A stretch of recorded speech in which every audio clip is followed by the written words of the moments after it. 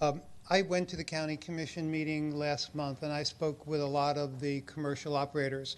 And it's a really complex issue. It's not something that we should attempt to just, rush through. There's just the different uses. For example, I talked to a commercial guy who does shelling and touring. He doesn't even use the ramp. He pulls his boat up alongside, he gasses up, he picks up customers, and he goes. And he said he's in and out of there in 10 minutes. And then I talk to jet ski operators who, will load up. They'll meet their clients there. They'll load up on the truck. They'll back down to the ramp. It's all pre-instructions are given out, and then boom, off they go. And I talk to kayak operators who some operate that way. Others will just dump their kayaks, leave them there, and then when the clients come, they gather and they go. So there's a lot of different uses. I'm a kayaker. I've launched out of that place 100 times. I'm in 2 kayak clubs. I've launched out of every kayak ramp in the county. And Caxambas is very crowded. And it gets congested, it gets a little dangerous. But again, those are the things I think the county is trying to work out. I think we've got 3 issues.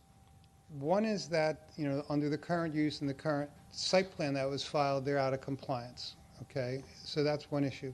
Second issue is we have a long history of combined commercial and residential or recreational use from citizens. And a lot, as Councilman Grafoni said, a lot of the operators are Marco Island citizens. And the other thing I did, I asked these guys, I said, well, why don't you operate out of a marina? And said, well, 2 reasons. One is that a lot of the marinas have non-compete clauses where they won't have 2 jet ski operators operating out of the same facility.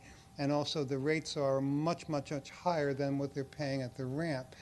But the second thing is when I talked to the commercial marina owners and managers, I said, well, why else won't you why won't you have like 2 of each, 2 jet ski guys, two shelling guys?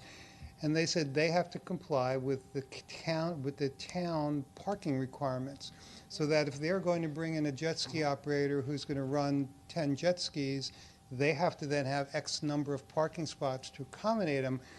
Whereas the guys now and the women that operate out of Caxambas, it doesn't work that way. You can say, meet me at the ramp and bring a jet ski in, and if there's 6 guests come and they take up 6 parking spots, that's the way it is. So it's very, very complex. It's something that I think we need time to really think through and work with the county and come up with an equitable short and long-term solution. But I agree with Councilman Grafoni that we need to balance the needs of our non-commercial citizens who use that with our commercial operators who are also citizens. The one group I'm not all that sympathetic are the out-of-county users who come in, because really it's not a heck of a lot of room for them, Thanks.